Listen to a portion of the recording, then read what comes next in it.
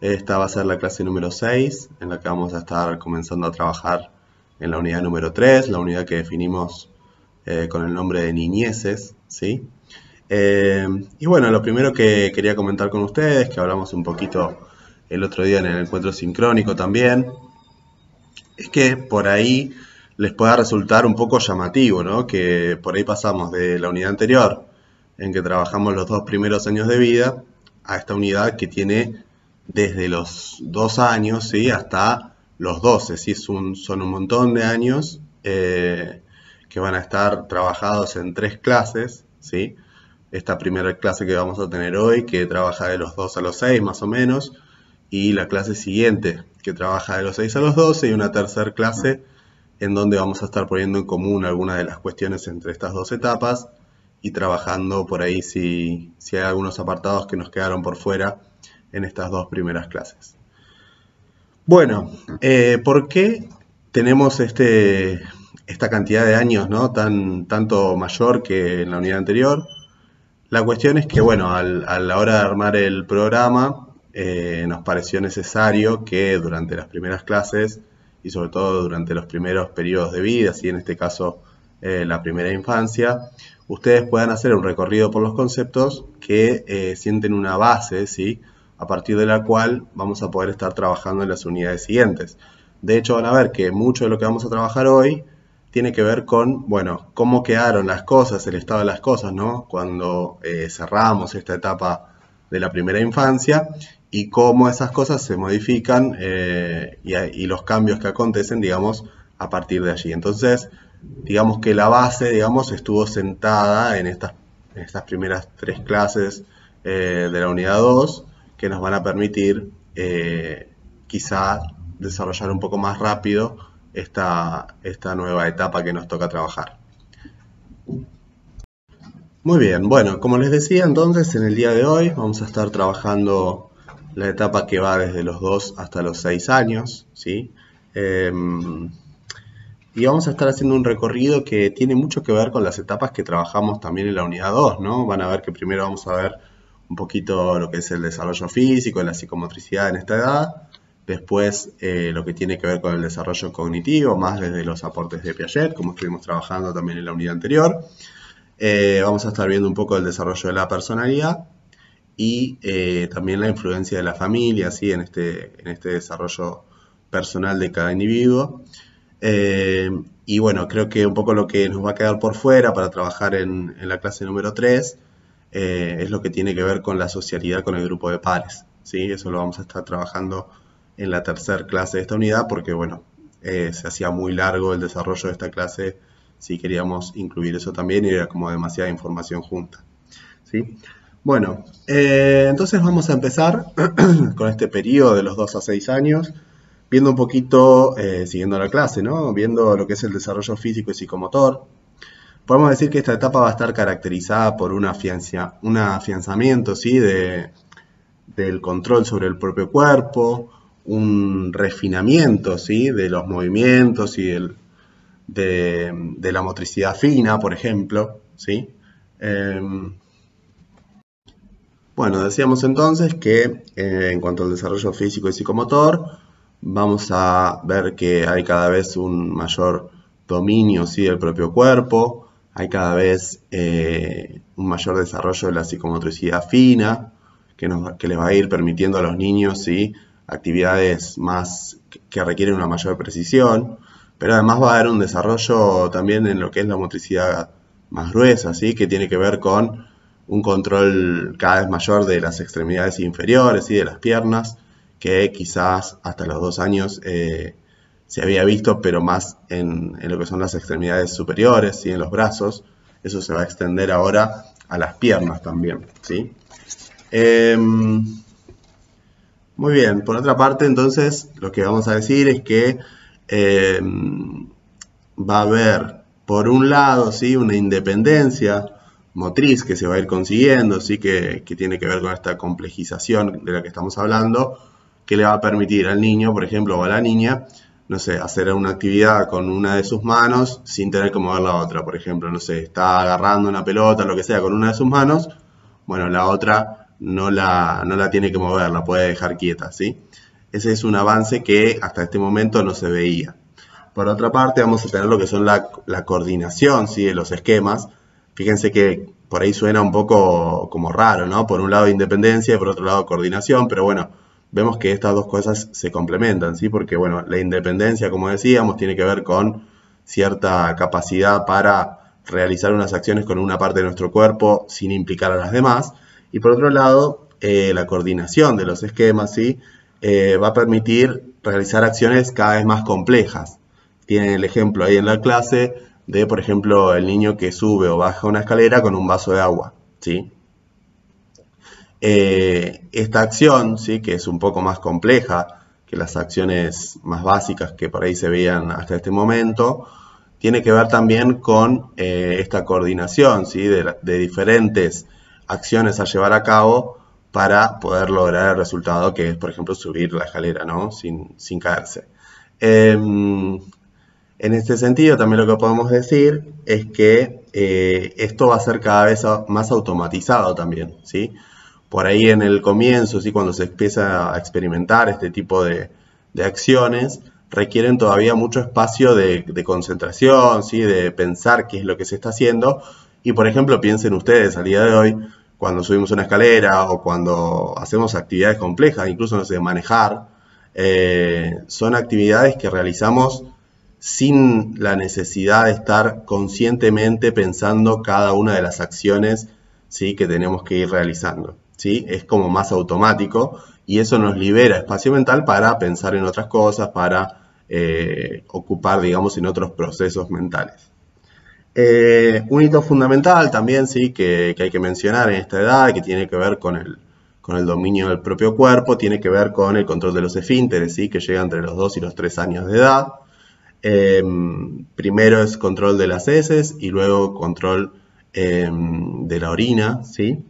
Y bueno, pasando entonces de lo que tiene más que ver con la acción y con lo corporal, podemos encontrar desde lo simbólico, ¿sí?, la constitución del esquema corporal, ¿sí?, que tiene que ver con esta representación, esta idea, ¿sí?, más compleja, más completa que tiene el niño de su propio cuerpo, ¿sí? Esta representación se construye a lo largo del tiempo, ¿sí?, a través de experiencias que el niño que la niña van teniendo, y que le va permitiendo entonces ir detectando cuáles son las posibilidades que tienen con su propio cuerpo, ¿sí?, qué es lo que sí pueden hacer, qué actividades o qué acciones realizan con una parte de su cuerpo y no necesitan de las demás, por ejemplo, ¿no? Y por otro lado también se va detectando lo que son las limitaciones, es decir, aquellas acciones que todavía no se pueden llevar a cabo o que son demasiado dificultosas, ¿sí? Bueno, entonces este esquema corporal de que estamos hablando, que tiene que ver con esta, repito, ¿no?, con la representación del propio cuerpo, ¿sí?, de sus posibilidades, de sus limitaciones, ¿sí? Bueno, este esquema corporal, van a decir los autores, se va entretejiendo a partir de diversos elementos, ¿sí? Ellos definen en este primer momento 4, aquí se va a agregar uno que es muy importante, ¿sí?, pero los 4 primeros son elementos perceptivos, elementos motores, cognitivos y lingüísticos.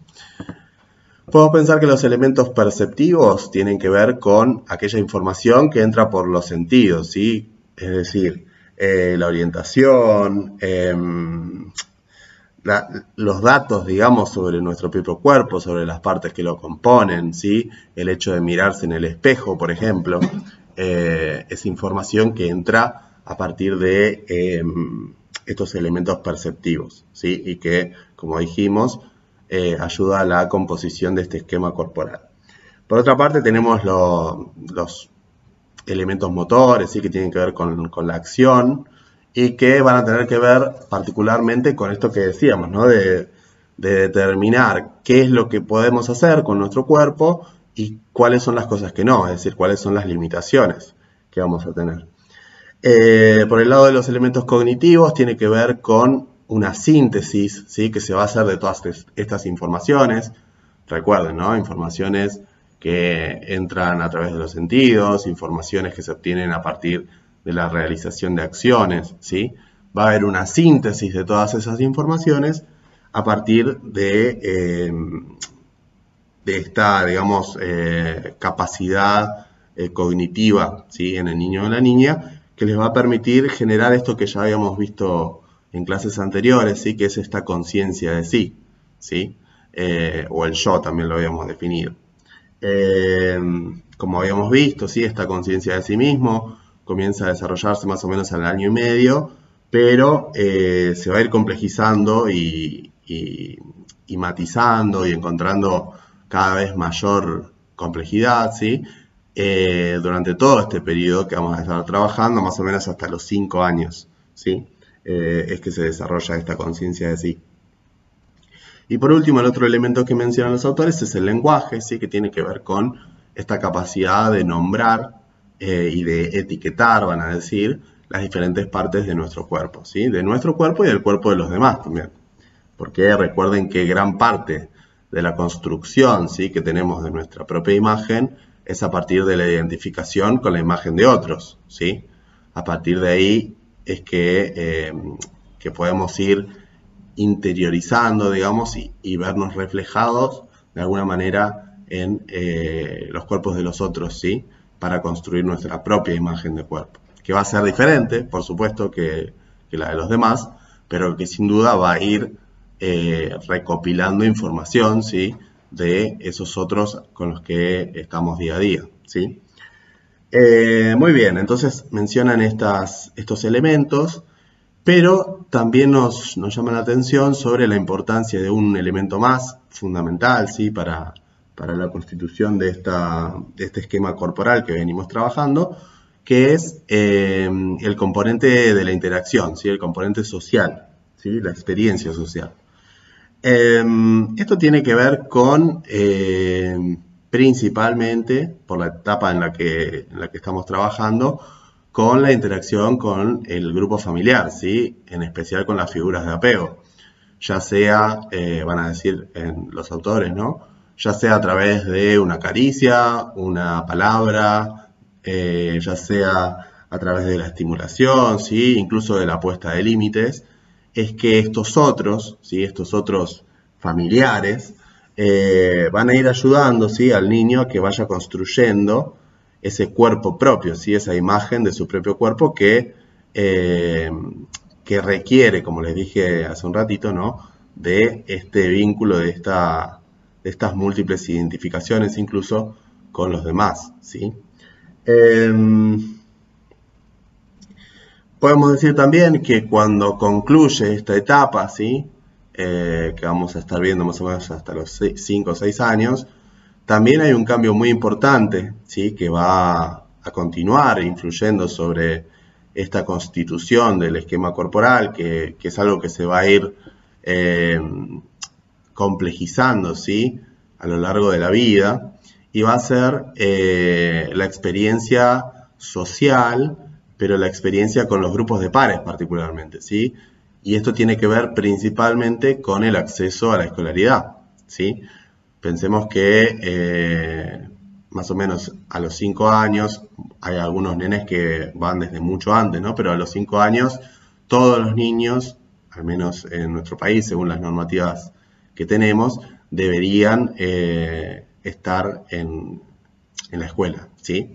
Entonces, los vínculos que se van a entablar a partir de ahí, las experiencias sociales con los grupos de pares, van a ir agarrando cada vez mayor importancia, y como vamos a ver la clase que viene y las sucesivas, ¿sí?, de alguna manera van a ir sacando un poquito, ¿no?, la importancia de esos primeros vínculos familiares, ¿sí?, esas identificaciones con los progenitores, y va a permitir una experiencia social mucho más amplia y mucho más, más amplia, más diversa, ¿sí?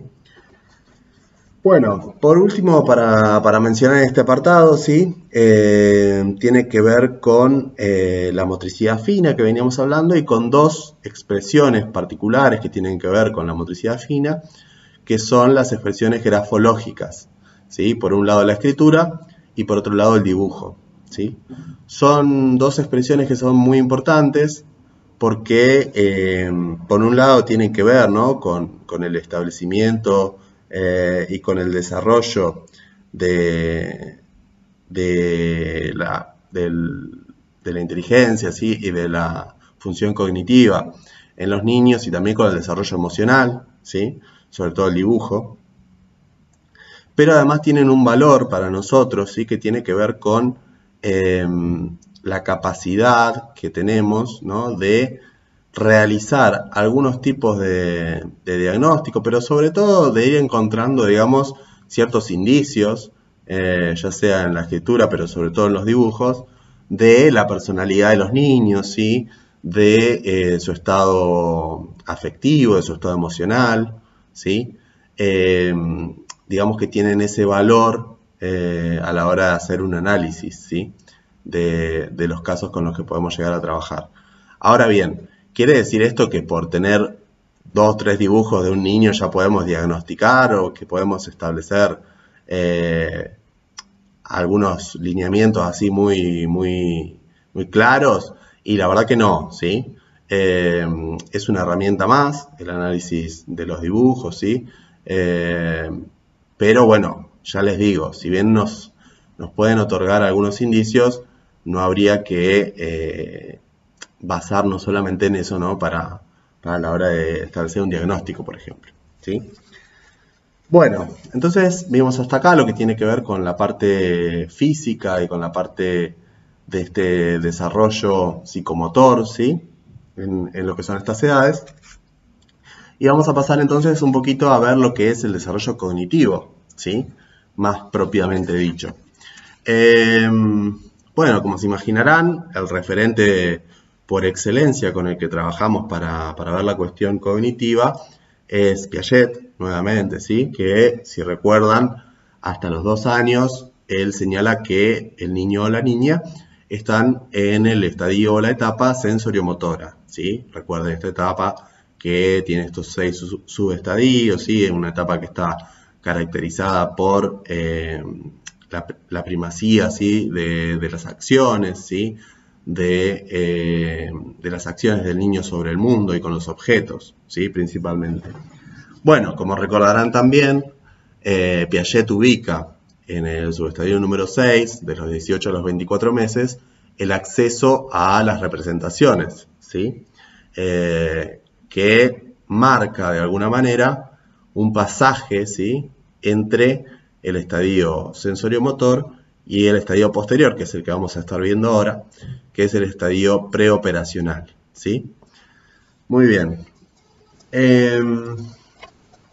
Lo que podemos decir, sí, es que, como vimos, ¿no?, el acceso a las representaciones marca de alguna manera el inicio, ¿sí?, de este periodo preoperacional, y que tiene que ver con un cambio radical, ¿sí?, en la manera que vamos a tener de conocer y de relacionarnos con el mundo, que es la presencia de las representaciones, ¿sí?, que nos van a permitir superar, digamos, ciertas limitaciones o ciertos obstáculos que tiene el conocimiento que se obtiene solamente de la acción, ¿sí?, que es el conocimiento más sensoriomotor, ¿sí? Entonces vamos a decir, ¿sí?, que la función simbólica, ¿sí?, esta capacidad de representar, le va a permitir al niño o a la niña, ¿sí?, realizar, digamos, acciones o representarse ciertos procesos a llevar a cabo de una manera mucho más práctica, mucho más pragmática, mucho más rápida, ¿sí?, porque ya no se requiere llevar adelante la acción en el mundo físico, en el mundo real, para poder pensar en los resultados que va a tener esa acción, ¿sí?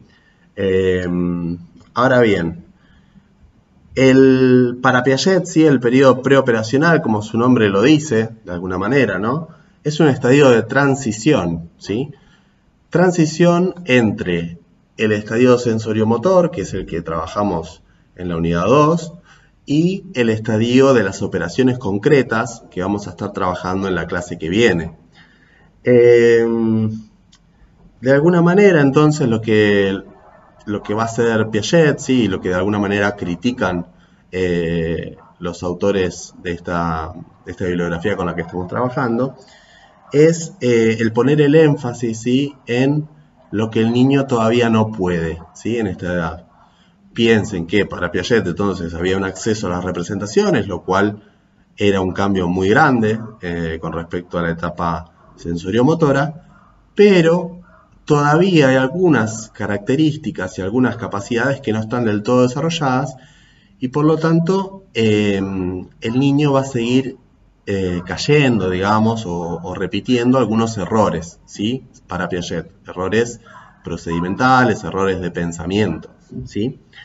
Entonces, lo que se le critica un poco a esta descripción piagetiana es una descripción en negativo, ¿sí? De las capacidades de los niños de estas edades.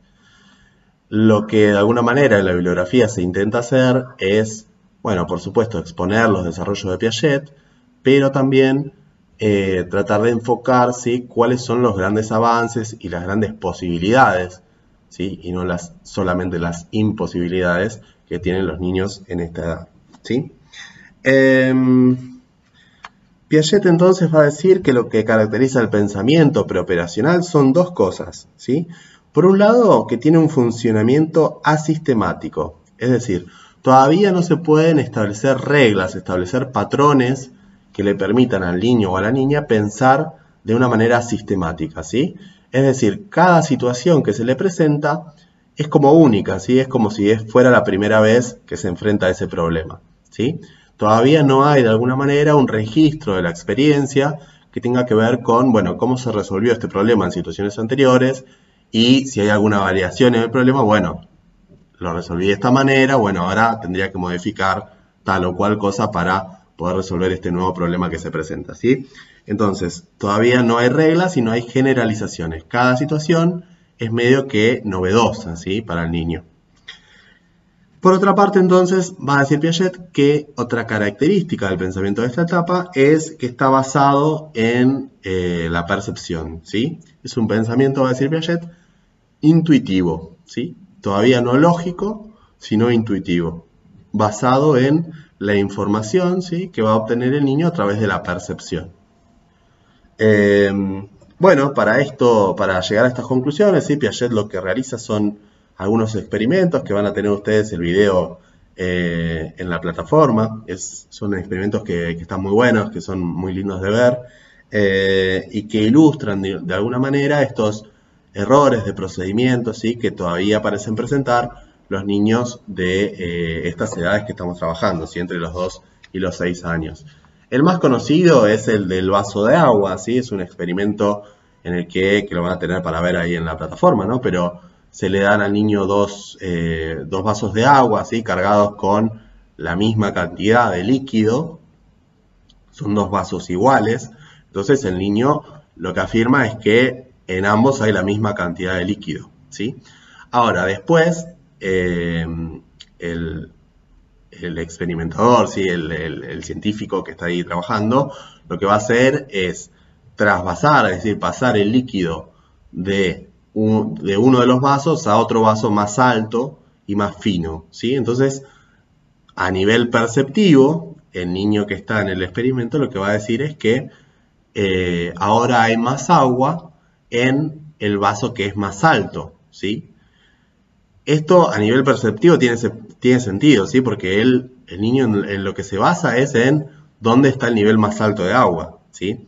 Lo que pierde de vista, y por esto es lo que Piaget va a decir que por ahí no está establecido del todo la lógica, es que al momento de pasar el agua de un vaso a otro, no se agregó ni se sacó nada, ¿sí? Y que si bien los vasos pueden ser más altos o más bajos, más anchos o más angostos, la cantidad de líquido va a ser siempre la misma, ¿sí? Lo que va a decir Piaget, y de hecho hay algunos experimentos, no este particular que le subimos a la plataforma, pero sí otros ejemplos que pueden buscar, en que los niños que ya acceden a las operaciones concretas tienen la capacidad de identificar, digamos, que por más que a nivel perceptivo parezca que hay más agua en un vaso que en el otro, la cantidad de líquido sigue siendo siempre la misma, ¿sí? Vean el ejemplo, les va a quedar mucho más claro a partir de ahí. Así que bueno, eso es, digamos, algunos de los experimentos en los que se basa Piaget para establecer estas teorías, ¿sí? Bueno, por otra parte, sí, lo que van a sostener es que hay todavía, como si yo les dijera, un egocentrismo, ¿sí? Una incapacidad por parte del niño de salirse de su propia perspectiva, ¿sí? Esto tiene mucho que ver con esto que decía Piaget, ¿no? De estar orientados por la percepción, ¿sí? Entonces hay otros ejercicios, ¿sí? De los que no vamos a adentrarnos demasiado acá, ¿sí? Pero de alguna manera es más de lo mismo, ¿sí? Es esta incapacidad de poder pensar lógicamente, ¿sí? De poder posicionarse de diversas maneras más allá de la perspectiva que nosotros podemos tener en este momento, ¿sí? Eh, Muy bien, bueno, como ha pasado también en lo que vimos en la unidad anterior, ¿sí? Las experiencias más posteriores y más recientes, lo que marcan nuevamente es que estas características, ¿sí? Que ubicaba Piaget para los niños preoperacionales, en algunos casos no se terminan de corroborar, ¿sí? ¿Por qué? Porque se han desarrollado, ¿sí?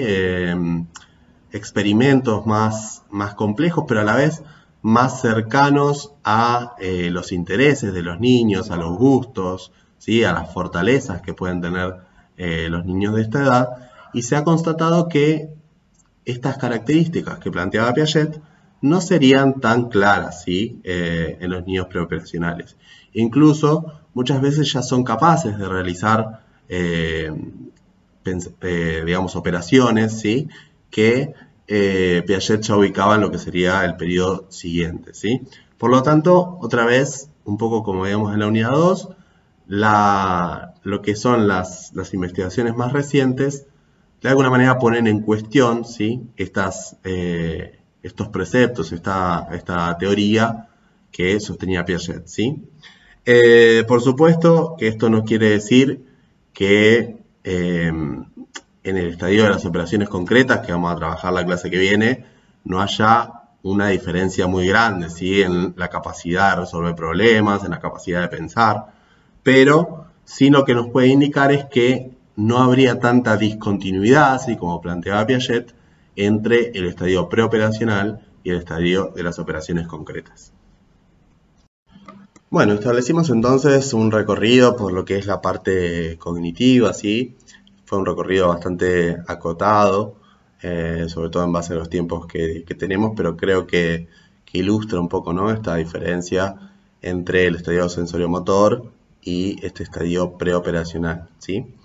Bueno, otro aspecto, sí, vamos a pasar a otro aspecto que tiene mucha importancia en estos años de los que estamos trabajando, recuerden, entre los 2 y los 6 años, es el desarrollo de la personalidad, ¿sí?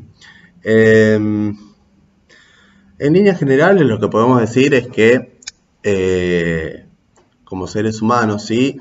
Tenemos como una contradicción en algún punto porque nos parecemos muchos unos con otros, ¿sí? Tenemos muchas características iguales o similares. Esto tiene que ver con nuestra carga genética, por un lado, como especie, ¿sí? Que compartimos como especie, y por otro lado, con los contextos culturales de los que participamos, ¿sí?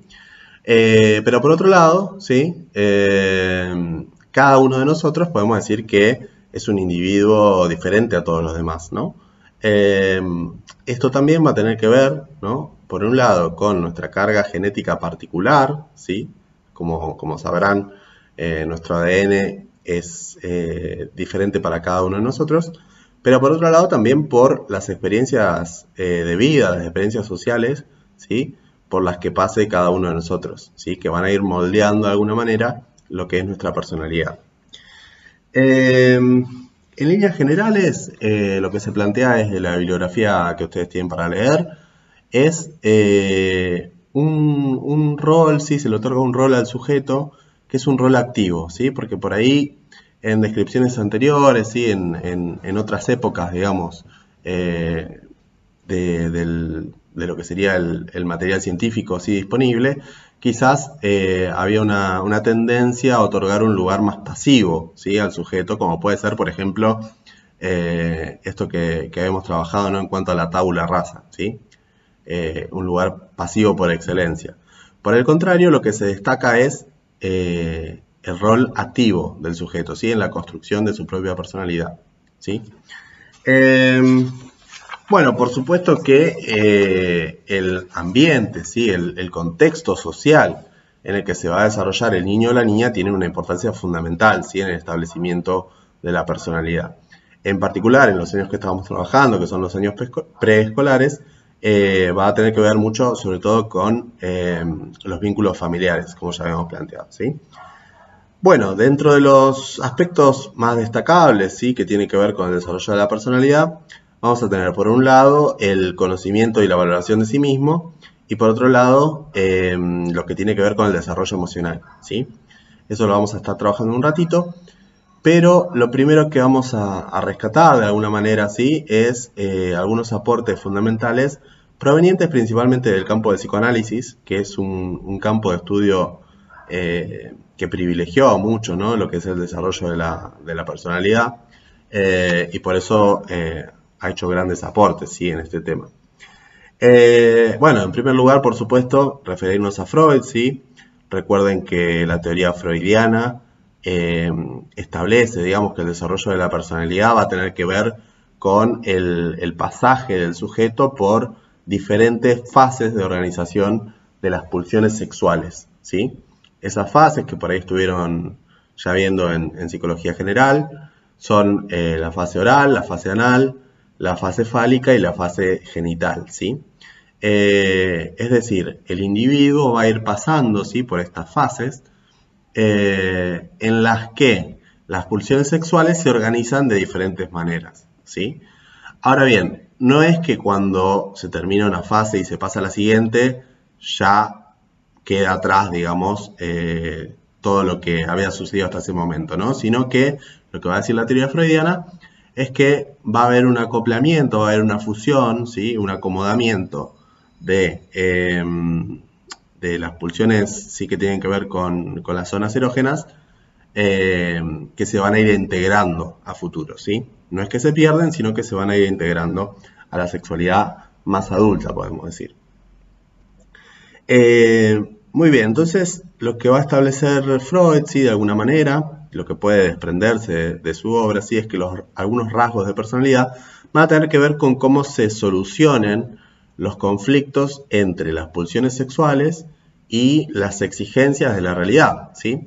Porque podemos pensar que el individuo, digamos, puede tener una tendencia, ¿sí?, a satisfacer pulsiones que son muy variadas, ¿sí?, pero algunas de ellas se escapan de las normas sociales, ¿sí?, lo que está bien, ¿sí?, lo que está permitido en nuestra sociedad. Entonces, va a haber de alguna manera un choque, ¿sí?, un conflicto entre esa pulsión que quiere ser satisfecha y una realidad que, bueno, pone ciertos límites, ¿sí? En principio podemos pensar que el rol de los padres, por ejemplo, en muchos de estos casos va a tener que ver con ser portadores, ¿sí?, de ese principio de realidad que va a poner ciertos límites y va a decir que está bien, que está mal, que se puede hacer, que no se puede hacer, ¿sí? Bueno, para la teoría freudiana, ¿sí?, una de los hitos más importantes de estas edades que estamos trabajando es el complejo de Edipo, ¿sí? Bueno, hay muchísimo material para trabajar sobre el complejo de Edipo. Es un tema bastante complejo porque es una de las, quizá de las piedras fundamentales, digamos, podemos decir, de las cosas más elementales de la teoría psicoanalítica. Lo que vamos a hacer acá es hacer como un resumen, ¿sí?, quizá demasiado simplificado, pero como para que ustedes se vayan dando una idea. Probablemente igual algo de esto ya sepan, ya sea por materias que tuvieron previamente o por conocimiento simplemente cotidiano, digamos. Bueno, el complejo de Edipo podemos decir así de manera muy simplificada, como les decía, que tiene que ver con el enamoramiento, ¿sí? Con cierto deseo que podemos incluso caracterizar de índole sexual, que se establece entre el niño o la niña y uno de los progenitores. Generalmente lo que dice la teoría psicoanalítica es entre el niño y la madre, y la niña y el padre. Es decir, el niño se enamora de la madre, la niña se enamora del padre, ¿sí? Del progenitor del sexo opuesto, vendría a ser. Esto puede variar también, ¿sí? No necesariamente es así, pero bueno, en la teoría psicoanalítica se establece de esa manera. Ahora bien, ¿qué pasa en esa situación? El niño pretende, digamos, ocupar el lugar del otro progenitor de la pareja, ¿no? Si la nena, por ejemplo, está enamorado del padre, bueno, va a querer ocupar el rol de la madre. O si el niño está enamorado de la madre, va a querer ocupar el rol del padre, ¿sí? Entonces se establece una competencia, ¿sí? entre el niño y este progenitor al que ve como un rival, de alguna manera, pero que a la vez va a ir resolviéndose a través de una serie de identificaciones, ¿sí? Con este otro progenitor rival, entre comillas, ¿sí? Entonces lo que podemos decir es que el complejo de Edipo, que definimos así muy a grandes rasgos, va a culminar con el miedo al castigo, ¿sí? Y con la aplicación de la ley simbólica, ¿sí? Que es la ley de prohibición del incesto. Por ahí escucharon que no es una ley que exista como tal, o sí, no sé, pero bueno, lo caracterizamos como una ley simbólica, ¿sí? Que lo que establece, digamos, es que las relaciones y los vínculos al interior de la familia están prohibidos y que por lo tanto el niño o la niña va a tener que salir al mundo social a buscar esos objetos de amor, esos objetos deseados y esas personas deseadas por fuera del núcleo familiar, ¿sí? Por último, lo que vamos a decir en cuanto a los aportes freudianos es que en esta edad que estamos trabajando también se terminan de establecer las tres instancias, ¿sí? Que marcan para Freud lo que vendría a ser nuestra realidad psíquica, ¿sí? Por un lado va a estar el superyo, por otro lado va a estar el ello y por otro lado va a estar el yo, ¿sí? Y lo que van a decir los autores entonces es que a partir de este momento va a haber una relación de fuerzas, ¿sí? Unas tensiones que se van a dar entre estas tres instancias y que a partir, digamos, de la resolución de estos conflictos, que piensen que tienen bastante relación también con lo que vimos anteriormente, a partir de esta resolución se va a ir estableciendo ciertos rasgos de personalidad, ¿sí? Bueno, otros dos autores que trabajan, ¿sí? Son Erikson y Wallon, ¿sí? Son dos autores que también son de corte psicoanalítico. Wallon quizás un poco más contextualista, más de índole social, ¿sí? Pero que un poco los aportes que trabajan van en la misma línea, ¿sí? Erikson va a decir que esta etapa está caracterizada por una exploración del mundo que tiene que ver con las libertades y con la autonomía que fue ganando el niño a partir de estos primeros años de experiencia que tiene, ¿sí? Entonces, lo que va a influir ahí es cómo el entorno familiar permite o no permite, es decir, pone límites o no pone límites en esa exploración del mundo y si alienta o no alienta al niño y demás, ¿sí? Por parte de Wallon, ¿sí? Lo que vamos a ver es que es una etapa fundamental, está entre los 3 y los 6 años, en la construcción del yo, ¿sí? De los vínculos con el entorno social. Pero bueno, en líneas generales, digamos, podemos decir que va a ser una etapa que va a tener cierta conflictividad porque el niño va a querer expresar, ¿sí? su autonomía y va a querer valerse por sí mismo y el entorno le va a empezar a poner límites, ¿sí? Pero bueno, en líneas generales, ¿sí? Estos aportes del psicoanálisis, lo que podemos sacar como conclusión, ¿sí? Como cosas en común, es la importancia que tiene el entorno familiar en el desarrollo de la personalidad de los niños y de las niñas. Y por otro lado, lo clave, digamos, que es esta etapa, ¿sí? Hasta los 6 años, en esta estructuración, ¿sí? De quienes somos como personas, ¿sí? Bueno, hemos visto entonces un poquito lo que son los aportes del psicoanálisis, que es quizás la teoría más clásica con respecto al desarrollo de la personalidad.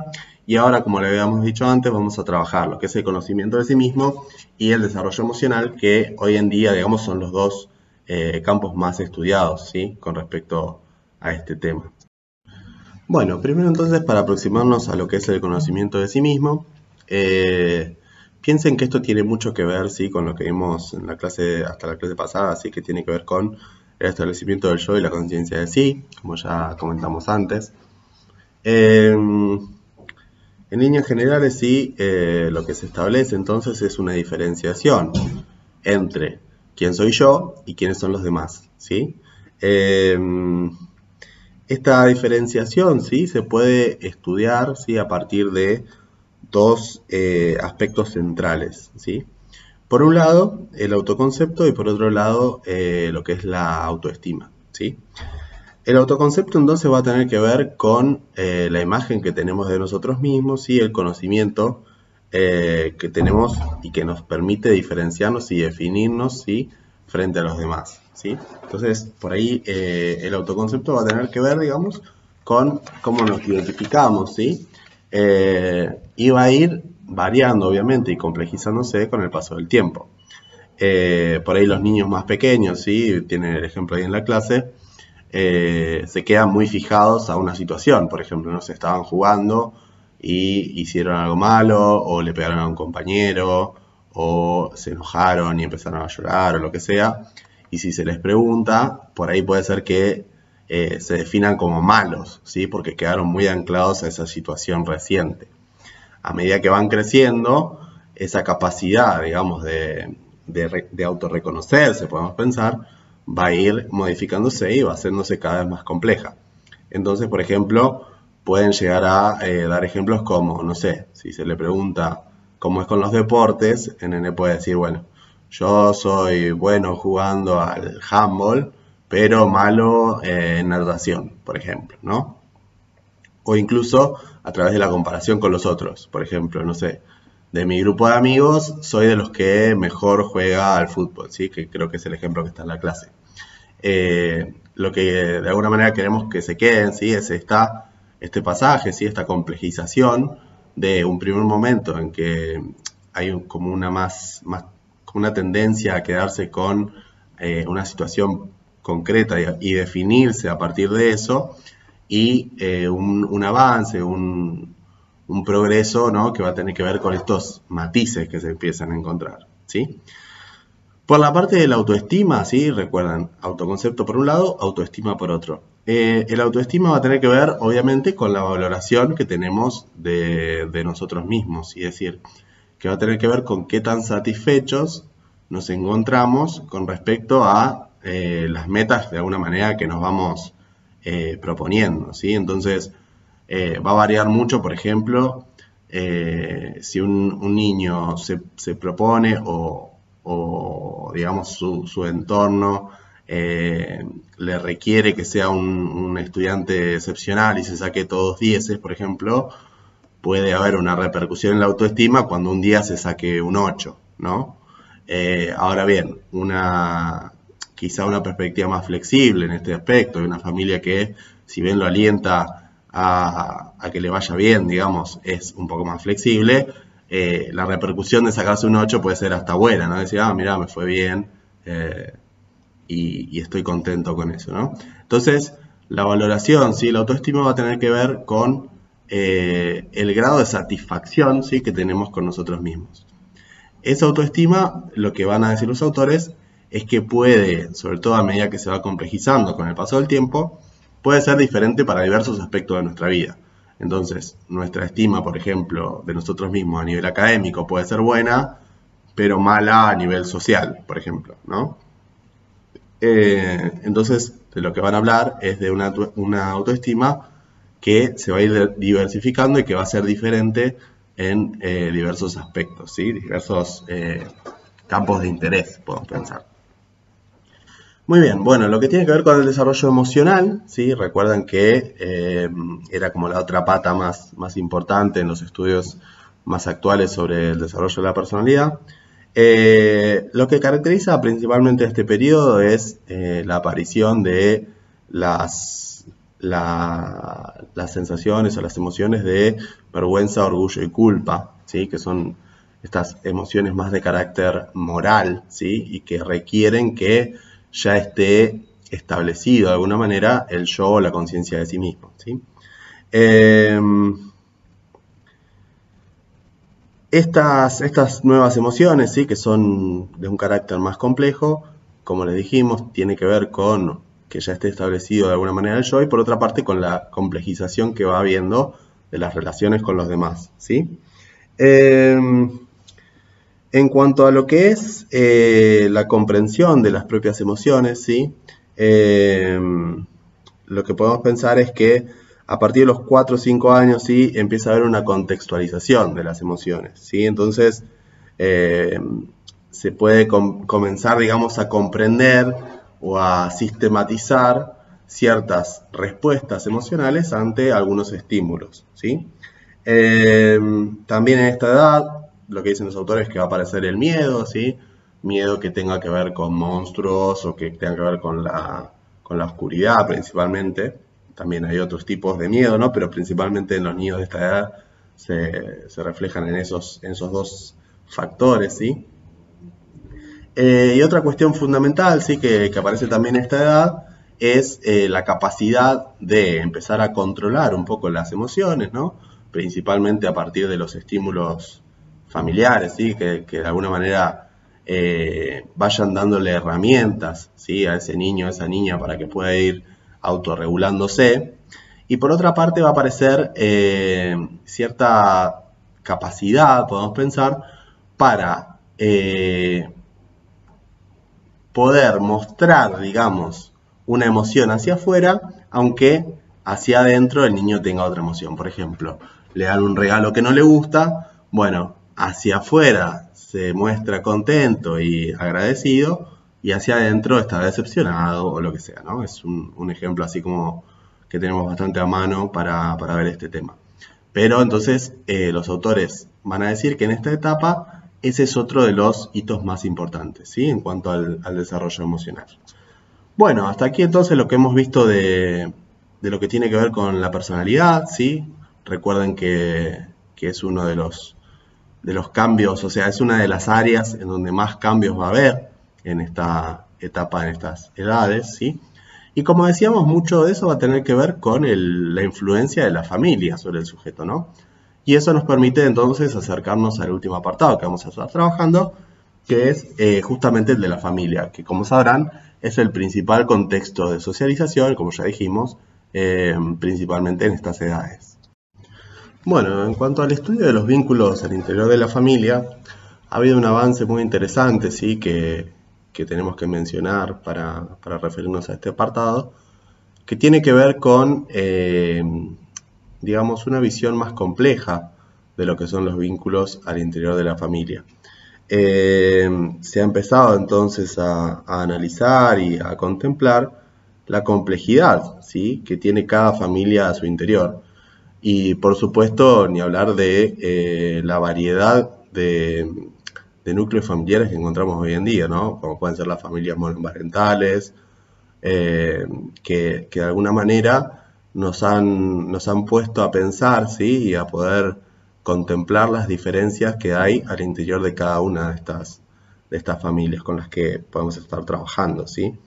Esta complejidad también se puede extender, ¿sí? A poder empezar a considerar el flujo de influencias dentro de la familia de una manera más compleja. Es decir, las teorías más clásicas tienen como la tendencia o el sesgo, ¿sí? de analizar como díadas, ¿sí? como relaciones uno a uno, generalmente entre el niño, la niña y la madre, que suele ser la figura más estudiada, digamos, en cuanto a la importancia del desarrollo, ¿sí? Esto también ha sido superado, ¿sí? Para poder, de alguna manera, y como les decíamos antes, comprender y poder alojar la multiplicidad de escenarios familiares y de múltiples influencias que tienen cada uno de los sujetos que componen a esa familia, ¿sí? Entonces, esto también le da un rol activo al niño o a la niña, ¿sí? Ya no es un objeto, digamos, sobre el que influyen sus padres, sino que él también puede influir sobre las relaciones de la familia, incluso sobre las relaciones entre los padres, ¿sí? Pasa a ser un sujeto que forma parte y que tiene un rol activo dentro de la familia, ¿sí? De la estructura familiar. Muy bien, bueno, habiendo dicho esto y habiendo hecho esta aclaración, ¿sí? Los autores siguen proponiéndonos de alguna manera un estudio bastante tradicional, bastante clásico, ¿sí? Que tiene que ver con lo que es la crianza y los estilos educativos al interior de la familia. Como vamos a ver más adelante, este esquema, ¿sí? Estas formas que se plantean, estos estilos de crianza, son un poco rígidos, un poco reduccionistas, ¿sí? Sobre todo a partir de esta nueva visión que tenemos sobre la complejidad de los vínculos familiares. Pero bueno, están en la bibliografía y les van a dar una idea, digamos, nos van a dar una idea de la influencia que pueden tener, digamos, las diversas formas de llevar adelante la crianza, ¿sí? Bueno, entonces lo que van a decir es que se va a analizar a partir de dos dimensiones, una que tiene que ver con el afecto y la comunicación y otra que tiene que ver con el control y las exigencias, ¿sí? Digamos, a partir del entrecruzamiento de estas dos variables se va a formar el cuadro que tienen tanto la bibliografía como en la clase de los 4 estilos de crianza, ¿sí?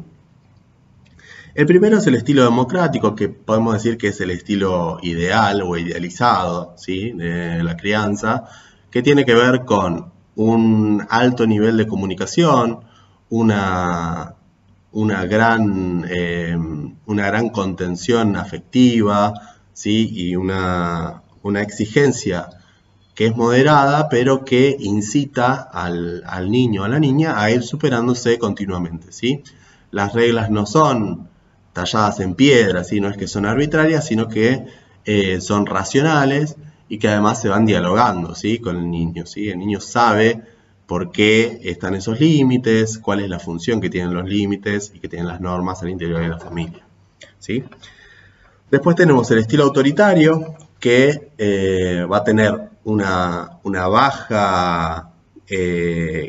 bajo nivel comunicacional, ¿sí? Y un bajo nivel afectivo, que además conlleva una alta exigencia y un alto control, ¿sí?